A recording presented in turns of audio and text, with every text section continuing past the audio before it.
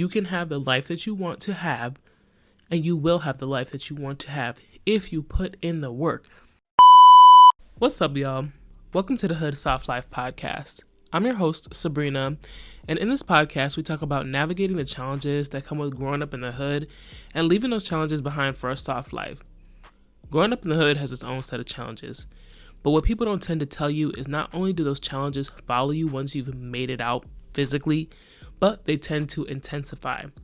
So, I'm bringing you along on my journey. I'm going to be honest with you about the struggles and the lessons that I'm going through to achieve a soft life.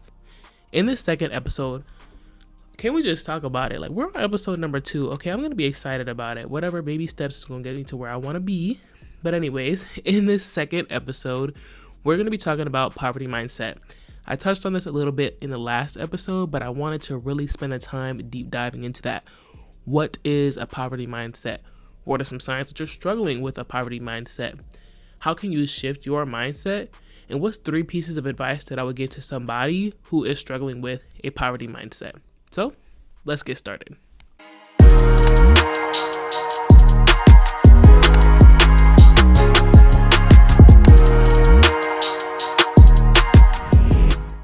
Growing up in the hood, all I ever wanted to do, or all I ever really thought about, was moving out. I was so frustrated with living where I was at.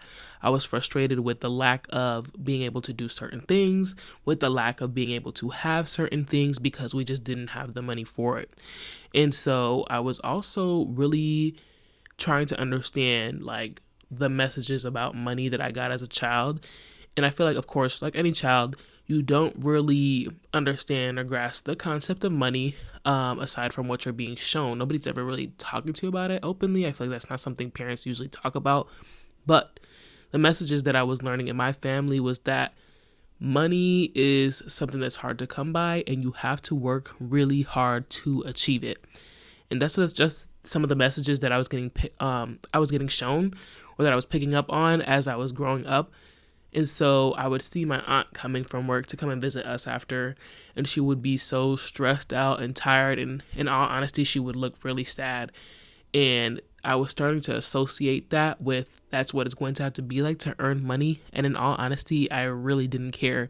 I was getting ready to roll up those sleeves, girl, let me tell you, because if that is what it was going to take to get to where I wanted to be at, if that's what it was going to take to achieve my dream life, I'm here for it.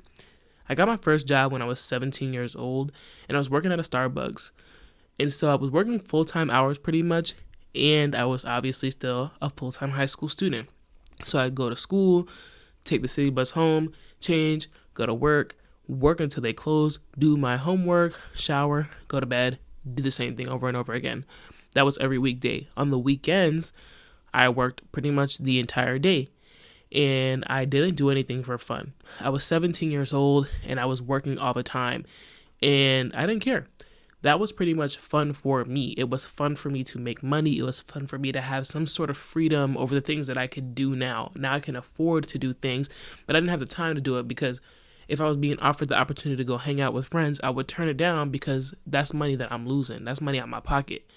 And so I can start to see now that I'm older, like how unsustainable that was, how unhealthy that was, because I'm out here chasing money to give myself more freedom when on all seriousness, all I was really doing was restricting myself because I had opportunities to do fun things and I was taking them away from myself so that I can work more. And I really didn't notice that all I was doing was instilling that poverty mindset. I was instilling that lesson that I had learned as a child, watching my aunt go to work and coming to visit us. And I was putting that upon myself as if I had to do the same thing because that's really all that I knew. Looking back at the lessons that I was being taught about money, I was really being taught that money is hard to come by and you have to work hard to achieve it. Yes. And also what I was taught is that if it's not achieved within the hardest route possible, like if you're not working hard to get it, then it's not worth anything because you didn't work for it. You didn't work hard for it. It wasn't difficult. Therefore, it's not worth anything. So I have my iPad in front of me and I went on Google University yet again to try and find a definition for what a poverty mindset is. I started figuring this out on my own through therapy and obviously some other things.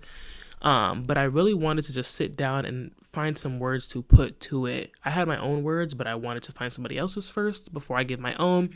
And a man named Alan Weiss, I believe his name is, he's an American entrepreneur, an author, and a speaker. This is how he described the poverty mindset. He describes it as one that influences behaviors consistent with beliefs that money shouldn't be spent, opportunities are limited, any risk at all is dangerous, any success is temporary and non-replicable, and generally remaining in the back of the pack is the safest. And, I thought that was interesting because yes, the poverty mindset is about money, but nobody really talks about how that influences how you move about in this world. Like, for example, you feel like you have to be hidden. You have to be in the back of the pack to keep yourself safe. So the definition that I came up with that I put into perspective was not just about money. And I said money and opportunities are hard to come by. You have to work yourself to death to get the career that you want, the life that you want, and even the relationships that you want. Achieving your goals is a long battle of tug of war between I'm not enough and I need to do more to be better. Once you finally achieve the goals that you set out to, you're afraid to spend money for the fear of it not being able to come back. You're afraid to take risks to advance your career, and you're afraid to take risks in your own relationships. Everything is hard. Everything has to be hard because if it's not hard, it is not worth it. In the American society, we live in a society where we're taught hard work is what's going to help you succeed, right? You have to pull yourself by your bootstraps and blah, blah, blah, blah, blah. And I feel like tying that in the societal pressures of having to work hard to get to where you want to be, tying that in with a poverty mindset if you grow up in poverty, in addition to the intersectionality of being a person of color, for me, an Afro-Latino woman, right? We're told that we need to work twice as hard to be half as good as our white counterparts, to receive half as many opportunities as our white counterparts. And although some people feel like that's a positive way, or they're just trying to prepare us, quote unquote, for the real world, all that does is bring about overwhelm about how you're going to move to succeed in life. You feel like you have to work hard, and if you don't work hard, you're not going to get the things that you want to. You're not going to be able to achieve the goals that you want to. And so the intersectionality for me of all three of these things, being a person that's grown up in the US, being an Afro-Latino woman, and being a person who is from the hood, all it did was cause me extreme overwhelm and burnout. I worked so hard. Ever since I got a job at 17, I pretty much worked the entire time. And I worked so hard and I was burning myself out because I felt like if I took a break or if I cut the shifts down or if I started changing how I was making money or like just making it easier, basically it wasn't going to be worth it. It almost felt like a handout, and I don't do well with handouts. That's another topic for another day. But it's interesting to see how now that I'm older and now that I'm moving away from that mentality, how hard work is a positive, but it's also a negative depending on how much of it you're trying to do, depending on how your relationship is with hard work, how your relationship is with your mindset. What type of mindset do you have? That's going to tell you what type of relationship you have with hard work. Do you have a healthy one where, yes, you work hard, but you also play hard, you also relax hard, you do whatever to make yourself happy, you take care of yourself? Or do you have an unhealthy relationship with working hard where it's like you work hard to get the things that you want to, and then once you achieve those things, you don't have time to enjoy them because you're still working hard?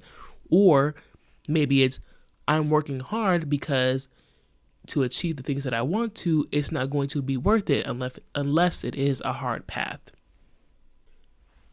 When I was doing my research for this episode, it's interesting to see how many blogs and videos and articles there are now about the poverty mindset. So it was extremely helpful for me to read those and really understand what type of mindset I have and also what type of mindset I need to adopt.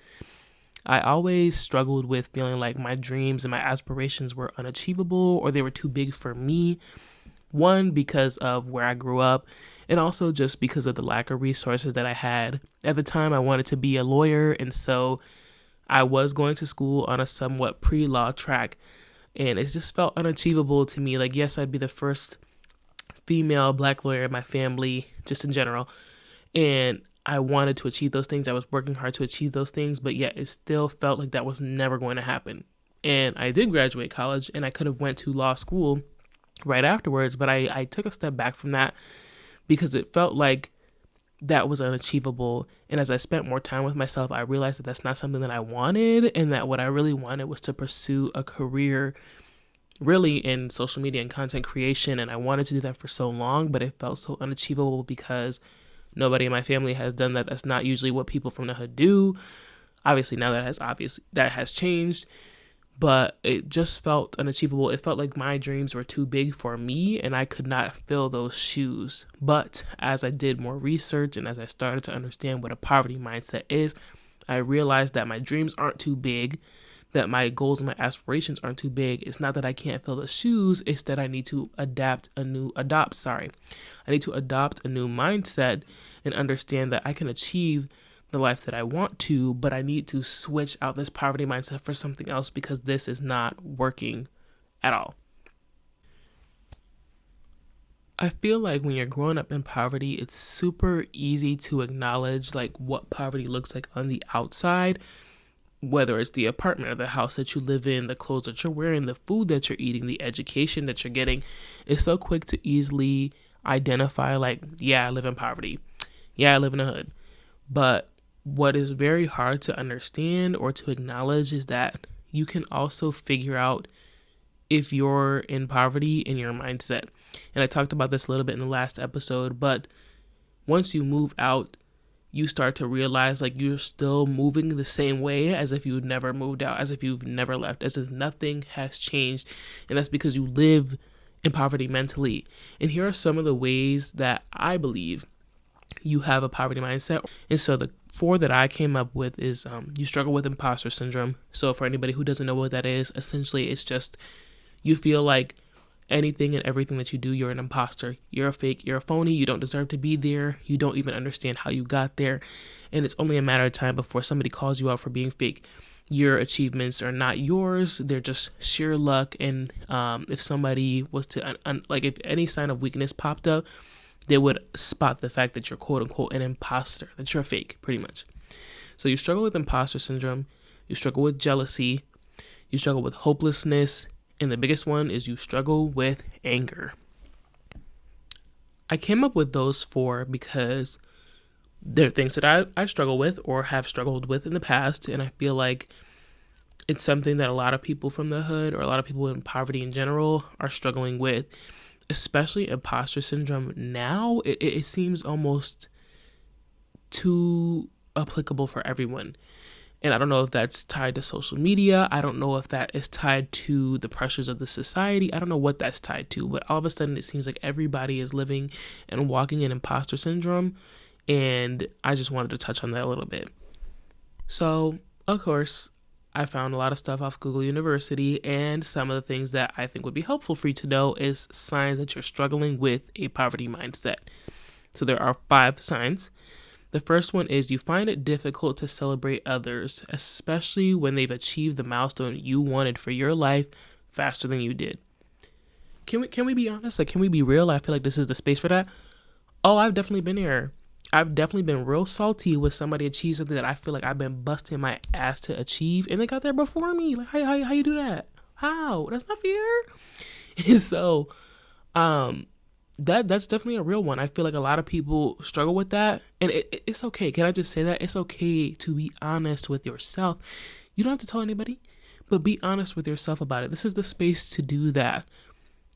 I'm going to be honest. I've definitely felt that. I've definitely been the salty friend. I've definitely been the quote unquote hater. Of course, I would never project that onto my friends. That's my own problem that I need to deal with on my own. But I've been there. Everybody's been there at least one time. And if you're not, you're lying. Like, if you say you're not, you're lying. Number 2, you make up stories about people who are powerful or successful to justify why they made it to where they are and why you haven't made it there. Number 3, you emphasize the fear of risks behind every opportunity. Anything you want to do in this life is going to require some type of risk. There is nothing that is secure anymore, especially in this economy. Like, girl, it's rough out here. They're gonna fire you for anything. You blink too hard, they're gonna fire you. But There's risk behind everything. You have to decide what is worth the risk. One, you also have to decide, like, if you choose not to take the risk to do the thing that you want to do, are you going to be okay with that? For example, if I wanted to make content for so long, and I sat down with myself and decided, like, okay, am I going to be okay with having lived my life, gone about my life, and have never tried this and tested it out? Am I going to be okay with it when I'm on my deathbed, when I'm hopefully, knock on wood, 80 years old at the very least? And am I going to regret not having done that? Or am I just going to take the risk now when I'm in my early 20s? If it succeeds, it succeeds. If it doesn't, it doesn't. But I at least tried. I took the risk. So that's something you also need to keep in mind. Number 4, you always feel like something is about to go wrong. That is me. That is I. I am the problem. It is me. Yeah. I don't know. Maybe this is because I have a traumatic background and maybe it's not. Who knows? But what I will say is when I achieve something, I always feel like it's going to be taken away from me so quickly because that's usually how it goes. Or also just because, like, to provide another perspective, maybe it's just because you're not used to things going your way. You're not used to things being smooth sailing. You're not used to getting the things that you want to. I remember I had 2 job offers and I was basically about to have an aneurysm trying to figure out how I was going to tell this other job no, because I was never really used to options. I was never really used to getting to decide which job I get to take. It's either, okay, I got offered this job, I'm just going to take it because there's nothing else on the plate. But I actually had 2 job offers and they were both very similar. One was definitely one I didn't want to do, but it was more so like, quote unquote, security. There's no such thing in a job, but same, for lack of a better word, quote unquote, security. And then the other one was something new, something I was more interested in, something I wanted to try, but the pay was a little off. And so I knew I wanted the pay of the first job that I didn't want for that second one. And so I was really struggling with just, 1, being able to negotiate my pay, and 2, being able to tell the other job, nah, I'm all set on you, girl. And so, yeah, that's another thing. And number 5, you tell yourself you're not worth the life or the goals that you want to achieve. You don't have to outwardly do this. Let me just go ahead and point that out. I know there's going to be somebody who is like, I don't tell myself that. I believe that I can get anything that I want to whenever I want to. I'm going to have the life that I want to have. But on the inside, you are crying and throwing up. That's what I'm talking about. You might outwardly be telling yourself, I can't do this. I can't have that life. I can't achieve the things that I want to achieve. There are people who are doing that. And there are other people who are walking around this earth claiming that they're going to do the things that they want to do, that they're going to have the life that they want to have. But on the inside, they don't feel that way. They're not comfortable with that. And I'm not shading anybody, okay? I've been on both ends. I've been on the end where I'm saying out loud, oh, girl, we cannot do this. Please. And I've also been on the other end of like, yeah, I'm definitely about to do this. I'm about to start this, da-da-da-da-da. And on the inside, I'm just like, ooh, can we really do it though? Like, I'm not sure. So be honest with yourself. Like with the 5 signs that you're struggling with a poverty mindset, you don't have to have all 5 to be struggling with a poverty mindset. You might just have 1, but it's super heavy. Just be honest with yourself. Once you start to address what it is that you're struggling with, and once you have acknowledged it, that's the only way you're going to be able to switch it and fix it if you want to fix it. Okay, let's shift to a positive route. Let's talk about some ways that you can work through shifting your mindset out of a poverty mindset into an abundance mindset, where you believe that you can have the life that you want. There's enough money to go around. You can have the career. You can have the romance. You can have it all, honey, if you want it. And so the first thing that I would definitely recommend is doing shadow work. I don't really have a solid definition for that here, but the way I would describe it essentially is like journaling, but you have to be real with yourself, okay? You might be finished with a journal prompt and you're crying, your eyes out. And that's okay. Like, that's the whole point. The shadow work is essentially, it's a journal prompt, but it's supposed to help you get behind the shadow, quote unquote, or the root cause that you're not honest with yourself about. So let's go back to that last example that I was talking about, where I was like, you're walking around claiming like, I'm about to do this, that, and the third, da da da da da, but on the inside you're crying, screaming, and throwing up. The shadow work will help you address why you feel like that on the inside. And so here are some examples of some shadow work prompts that I would suggest to start off with. You don't have to do these. I mean, choice is yours, but I'm gonna leave them here for you. Number one, what's holding you back from your dream life? Be honest with yourself about that. What are some things that are holding you back from that? And you know what? I'm gonna answer one of these just so I can be real, raw, and authentic with y'all. Let me read the other two and then decide which one I want to answer. Number two, what makes you proud of yourself? And number three, what's your best quality and what's your worst quality? Why are these things quote unquote good or quote unquote bad? And I'm going to answer number one. And I'm going to answer it honestly. I'm going to really put myself out there so that it can inspire or make somebody comfortable enough to be real with themselves. You don't have to get on a public platform and do the same thing. Just write it down in a notebook, write it down in your notes app, whatever is comfortable for you. Talk in a mirror, whatever. Sing in the shower, do what you got to do. So what's holding you back from your dream life? I would say that the biggest thing that's holding me back from my dream life is where I came from. I feel like where I came from, it's an inspiration for me to definitely move up and level up and get to where I want to be. But it's that mentality that I've adopted along the way that's taking me so long to shift or quote unquote get rid of. And it's holding me back. Like, for example, I still walk around, like now I'm walking around saying I'm going to achieve the life that I want to. But on the inside, sometimes I'll be like, oh, I don't know, like, are we actually going to get there? I feel like we've been working so hard. I'm only 23. I feel like I've been working so hard for these last 23 years of my life and I'm not getting to where I want to be. Am I actually going to get there? And so I definitely believe that where I came from and the mindset that I've adopted along the way after 20 something years of growing up in the hood is definitely what's holding me back. And I would also say the other thing that is holding me back is, in all honesty, my racial and ethnic identity. And I don't know if that's because of the societal messages that I'm being told of like, oh, you're going to make less money or they're going to play you because you're an Afro-Latina woman. You know, the content creators that are of color tend to make less than the white content creators. They tend to have less opportunities, whatever the case may be.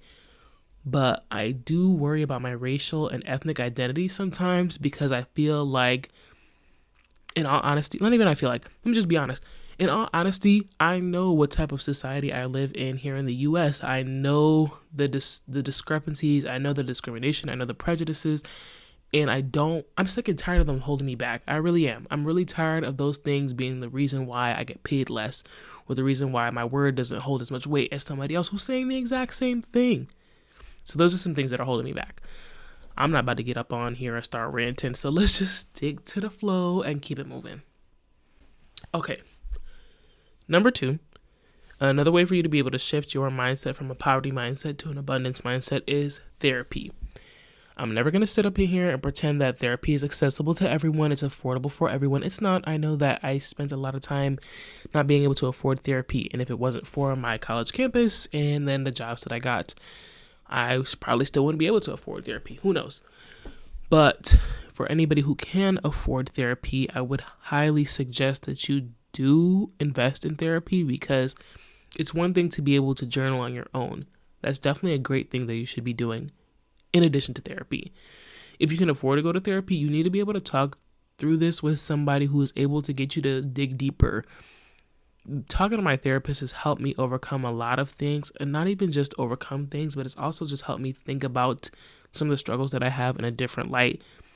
Like wondering why I feel like I can't achieve the things that I want to. I'm more than capable of doing. I'm smart enough. I work hard enough. I'm capable of doing the things that I need to do. I can learn. I'm adaptable. I'm a student. I enjoy learning. I can do the things that I want to, but it's that mentality that I have that's really holding me back. It's not that I can't literally do it. I can. I literally can. It's just more so the fact that my mentality is what's holding me back. And your therapist, if they're a good one, because let's be real, there are some that are really trash. But if your therapist is a good one and there's somebody that you can trust, they are going to help you figure these things out. And I also just want to make the disclaimer that the therapist is not doing all the work for you. You're not paying that therapist to do the work for you. No, you get up in there and you do the work yourself. Like you go in there, you have the conversations, they ask you the questions and stuff, but you have to be willing to receive what they're offering you, which is just simply a conversation for you to do the work. You are the only person that lives inside of your body. You're the only person that lives inside of your mind. Your therapist is not going to reach up inside your mind and be like, here, this is your problem, and this is what you're struggling with. These are your thoughts. No, you have to put in the work. A lot of people just feel like they pay somebody to just have a conversation, and they see no value, no point in therapy. That's not the case. Yes, you have a conversation, but you're the one who's supposed to be doing the heavy lifting. You're the one that's supposed to be doing the work. You're the one that's supposed to be open to receiving this conversation in depth. If you can't have more than a surface level conversation, I wouldn't recommend going to therapy just yet. I would start off with the journaling, but allow yourself to open your mind to the possibility of therapy if you can afford it. And if you're struggling with that closed-mindedness towards therapy, because it's not just paying somebody to sit on their couch and answer a couple of questions, it's way more than that. It's really going to take more than just you saying yes, no, maybe, I don't know. And number 3, a better way for you to be able to shift your mindset is through podcasts and or YouTube. And I would be amiss if I didn't plug my own podcast, the Hood Soft Life podcast. We're on YouTube, Spotify. We'll be on Apple Music very shortly. And then we have an Instagram and a TikTok, but I'll leave that at the end. But I love podcasts, especially this one that I listen to called Affirmations for Black Girls. I really enjoy the conversation or the monologue, I guess, for lack of a better word, that the host Tyra goes through, and she's honest about her journey of living alone and relationships and whatever the case may be. So that's one that I would recommend. Another one that I would recommend is a Better You podcast by Fernanda Ramirez. It's a really good self-help YouTube visual podcast. I'm sure it's on podcast platforms, but I've only ever seen it on YouTube. And I recommend the YouTuber Bria Jones. I like her content. It's self-help, but it's more of like through her lens. It's just like her life, of course. And she talks about like PMDD, which is like premenstrual depressive disorder, and struggling with that and overcoming that.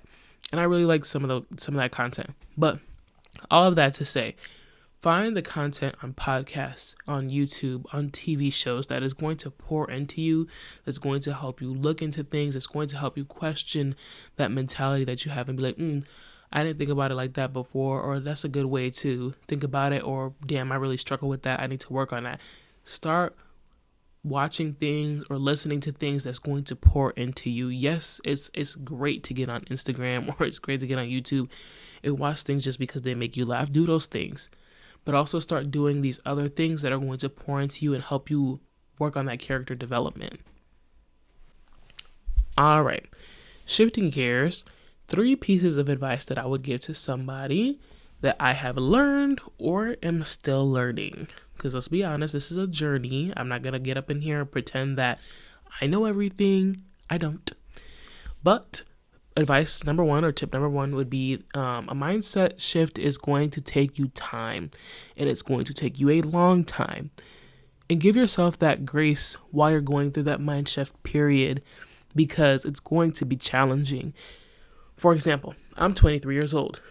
I spent the last 23 years of my life struggling with a poverty mindset, or struggling with a fixed mindset, for lack of a better word, or in other words, I should say. And so it's going to take me a long time to undo everything that I've learned in the last 23 years of my life. I cannot expect to look at the back of my eyelids tonight and then open my eyelids tomorrow and be like, okay, poof, all my problems are gone. Now I live in abundance mindset and I'm that girl and da-da-da. No, that's not how it's going to work. And that's okay. Give yourself the grace to understand that I'm still going to make mistakes. I'm still going to be having that mentality here and there, but it's about how you respond to it that's going to help you. Like, for example, I'm doing this stuff for my podcast that I've always wanted to do, but before I get up and record, I spend about 20, 30, sometimes even an hour being like, I don't know if we should do this. I think we should just give up on it and because I'm still struggling with taking risk. And so I sit there and respond to it in a way of like, we can do this. We have something to say. We have something that's going to be beneficial for people. This is our passion. This is our calling. This is what we feel like is our purpose. And so I just spend the time affirming to myself that this is what I want to do and shifting that mindset for me. So let's say I have somebody who wants to work on their health and fitness journey, right? Let's say you want to work on your health and fitness journey and you step in the gym and you're just standing there because you're just like, I don't know what to do. All I know is that I want to look like X, Y, and Z, or I want to feel like X, Y, and Z, but I don't know which equipment to use. I don't know how many reps to do. I don't even know how to use the proper form, whatever the case may be. And so you just start walking around the gym, or you start talking yourself out of even getting up and getting dressed for the gym. How you respond to that is going to dictate how you're doing with that mind shift change. You might get up and be like, I don't know if I want to go. I think it's going to be hard. But if you respond to it in a way where it's like, okay, I know we're still learning how to go about this health and wellness journey. Let's look up a couple of videos and see what we can do. We can do this. We know what we want to achieve. This is for our future self. This is for us to feel more happy. Just start affirming to yourself positive things, and that will start to help you shift your mindset. Okay, number 2, your goals and aspirations are not defined by where you come from. I talked about this a little bit earlier in the episode, but I felt like I had to change my goals and aspirations. I had to change my goals and aspirations to fit the mold of what was normal or what was acceptable from where I'm from. So, or what my family was going to tolerate. So I couldn't go up to my family and be like, I want to be a content creator. I want to make videos on YouTube. I want to do this, that, and the third. Because they would have been looking at me like, girl, you must be out of your mind. How's that going to pay the bill? So I knew I was smart. I knew I was very good at communication. I knew I was good at formulating arguments. And so I told them I want to be a lawyer. I'm going to go to school to eventually go to law school. I'm going to be a lawyer and I'm going to make money. And they accepted that one. But halfway through, I worked at a law firm and I hated it. I really, really did. And yes, I'm good at those things, but it wasn't my passion. It wasn't my purpose. It wasn't the things that I wanted. And I knew that my goals and my aspirations were to be a content creator. I knew I wanted to help people in a different way that allowed me to be creative, because creativity is important for me. It's something that allows me to do what I want to do with joy. I could get up and do this every day. Even if I never made a cent off of this podcast, I would do it because it allows me to feel a sense of joy while I'm creating this work. And so I ditched the law school plan. Eventually I might want to go just because I think it's important to have that knowledge for myself. But I ditched that plan and I started living in my goals and aspirations and understanding that they're not defined by where I'm from. Just because I grew up in poverty, just because I grew up in the hood, doesn't mean that I have to get rid of my goals and aspirations and live a miserable life. Because let's be real, if you ditch your goals and your dreams and your aspirations to follow what's like status quo or what your family or what your society says you're supposed to do, you're going to be miserable. You're going to close your eyes every night and picture yourself doing the thing you want to do just to wake up the next morning and do something you fucking hate. In all seriousness. Okay. Number 3, you can have the life that you desire, but you have to put in the work. I'm not going to sit up in here and give you that pixie dust and angels and rainbows and unicorns of you can have your dream life, just sit back and let it happen. No, girl, person, anybody listening to this, no, you need to put in the work to get to where you want to be. And I'm not saying you need to work yourself to death. I'm not saying that you have to work extremely hard to the point of burnout. You will have to work hard, a healthy version of hard. Make sure you have a good relationship of what it means to work hard before you start doing that. But you can have the life that you want to have. I feel like a lot of the times we're being told of like, you can't do this, you can't do that, you can't have this life, especially if you're a person of color or if you lived in poverty or if you have a whopping combination of the two. And so you have to be able to tell yourself, I can have the life I want to have. I want to be a content creator. I can do that thing because I want to. That's what I picture for myself. I close my eyes every day and this is all that I see. That's the life that I want to have. And I was watching this YouTube video. I think it was a Steve Harvey, short motivational clip. If I find it, I'll leave it linked in here. But it was essentially Steve Harvey talking about how, when you close your eyes and you picture yourself doing something or living somewhere, whatever the case may be, and that vision is persistent, it's a reoccurring vision, that's because that's the plan God has for you. I believe in God. I'm not trying to offend anybody that doesn't believe in God. Apply this to your religion or spirituality how you see fit. But that is the plan that God has for you. And you have to be careful with who you share your plan with or who you share your vision with, the vision that God has given you, because not everybody can see it. It's not meant to be seen by everybody. It's only meant to be seen by you, which is why you'll have haters on the side being like, girl, no way you gonna be a content creator. How the hell you gonna do that? Don't nobody do that over here. Whatever the case may be. They don't see the vision. They don't see the plan. The plan is not for them. The vision is not for them. It's for you. And the other thing that I also saw on a different video was if you close your eyes and you picture yourself doing this thing on a consistent basis, if this is a thing where you can see yourself when you close your eyes and you're smiling and you feel happy, just thinking the thought, that's what you're supposed to be doing. And keep it reasonable, okay? If you out here doing some crazy stuff or you think about some crazy stuff, leave me out of that one. I'm going to be real with y'all. Leave me out of that. I'm talking about for people who are actually trying to do good in this realm, okay? Don't take that out of context. If you close your eyes and you picture yourself being a hairstylist every day, that's the thing that makes you happy. That's the thing that brings you joy. You love bringing joy to other people. Do that thing. It doesn't matter if you're on a pre-law or pre-med or whatever the case type of track it is. If that's what you feel like your purpose is, do that thing. You can have the life that you want to have, and you will have the life that you want to have if you put in the work. You work on your poverty mindset. You work on your mentality.